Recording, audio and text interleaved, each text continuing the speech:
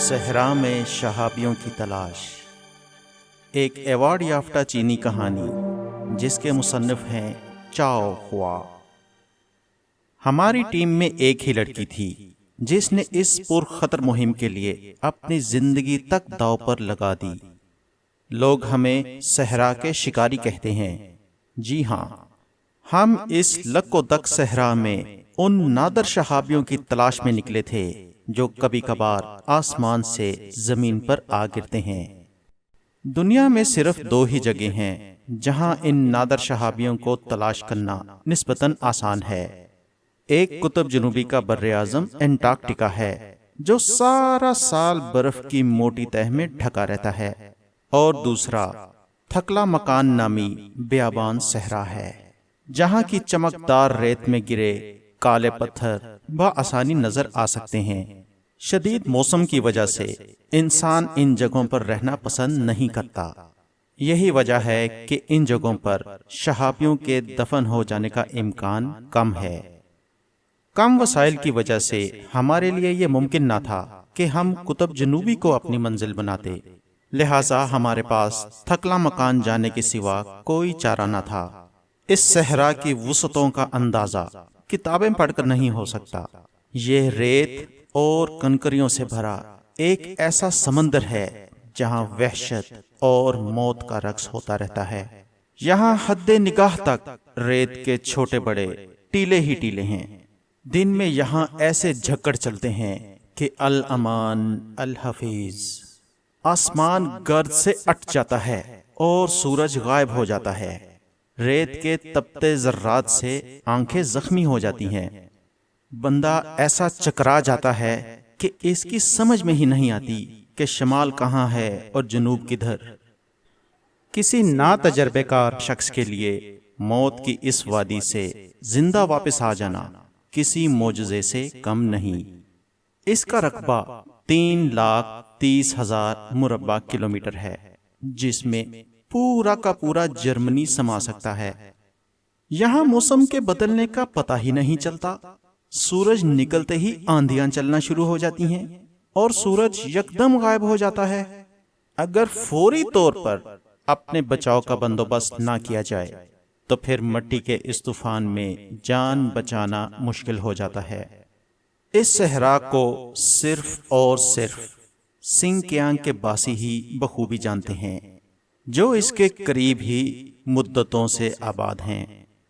سنکیانگی زبان میں تھکلا مکان کا مطلب ایک ایسا علاقہ ہے جہاں جانا تو ممکن ہے لیکن واپس آنا ممکن نہیں ہے۔ یہ بھی ایک حقیقت ہے کہ اگر شہابیوں کی تلاش نہ کرنی ہوتی تو ہم کبھی یہاں آنے کا رسک نہ لیتے۔ گرمیوں میں یہاں کا درجہ حرارت مرغی کا انڈا ابال دینے کے لیے کافی ہوتا ہے۔ سردیوں میں یہاں کا درجہ حرارت -40 ڈگری تک گر جاتا ہے۔ یہاں جانے کا بہترین موسم خزاں ہے، جب دن میں درجہ حرارت تقریباً 20 سے 30 ڈگری کے درمیان ہوتا ہے اور رات کو -4-5 ڈگری ہوتا ہے۔ اس کے باوجود ہمیں اور بہت سے خطرات کا سامنا تھا۔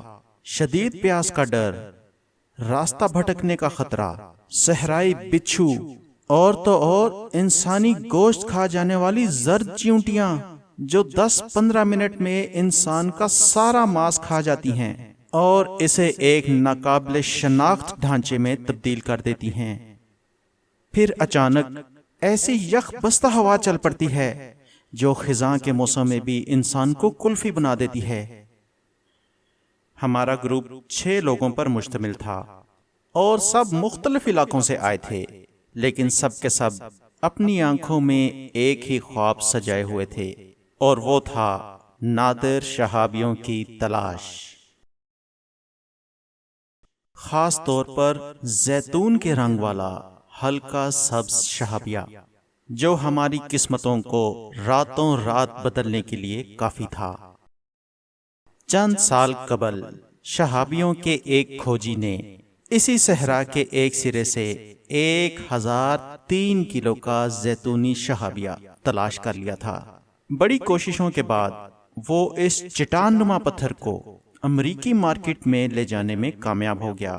جہاں اس نے اسے $400 فی گرام کے حساب سے فروخت کیا۔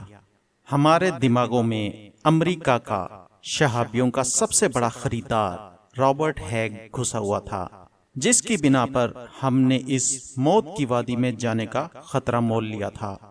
ہم 6 لوگوں میں ایک اور قدر بھی مشترک تھی، یعنی ہم سب ہی زمانے کے ستائے ہوئے پریشان حال لوگ تھے۔ سر وانگ سان پہلے ایک خوشحال آدمی تھے، اور وہ ایک ہوٹل کے مالک تھے جس کی مالیت کروڑوں یوان تھی۔ ان سے کچھ ایسی کاروباری غلطیاں ہوئیں کہ انہیں ہوٹل بیچنا پڑا، اور وہ بینک کرپٹ ہو گئے، جس کے نتیجے میں سرمایہ ڈوب گیا اور وہ کوڑی کوڑی کے محتاج ہو گئے۔ میں ایک کمپنی میں چھوٹا سا ملازم تھا۔ میرے کوئی خواب نہ تھے اور نہ ہی کوئی منزل تھی۔ میں بس سکون کے ساتھ اپنی گزر بسر کرنا چاہتا تھا۔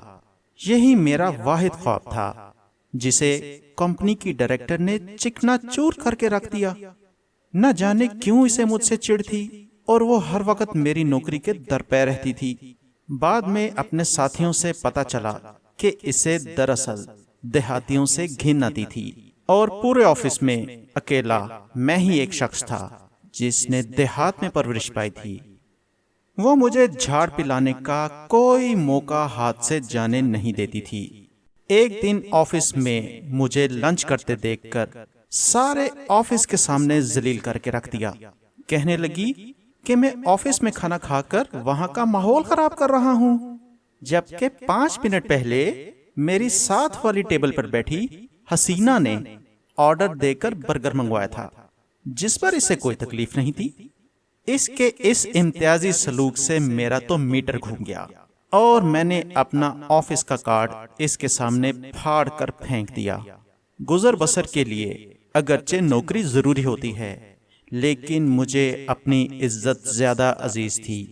اس واقعے کے بعد جب مجھے سر وانگ سان کی ٹیم کا پتہ چلا، جو شہابیوں کی تلاش میں نکلنے والی تھی، تو میں بلا کسی جھجک کے اس ٹیم کا حصہ بن گیا۔ ٹیم کے دیگر ساتھیوں کے بھی کچھ ایسے ہی تلخ تجربات تھے۔ ظاہر ہے کہ ہم سب ہی قسمتوں کے مارے تھے، جو اب آسمان سے گرے کسی پتھر کے سہارے اپنی قسمتوں کو بدلنے کے خواب دیکھ رہے تھے۔ ہم نے ایک چنگچی نما سواری کرائے پر لی اور رخت سفر ساتھ لیا، یعنی پانی، گیس، اچار اور روٹیاں ساتھ رکھ لیں، اور 6-7 گھنٹے کی مسافت کے بعد صحرا کے کنارے پر پہنچ گئے۔ آگے ہمارا پیدل سفر شروع ہونا تھا۔ یہاں جی پی ایس کے آلات اور کمپس کام نہیں کرتے۔ سر وانگ نے ہمیں اچھی طرح سمجھا دیا تھا کہ سرخ بوٹی اور خو یانگ کی لکڑی کو راستے میں گاڑ گاڑ کر نشانی کے طور پر لگاتے جانا ہے۔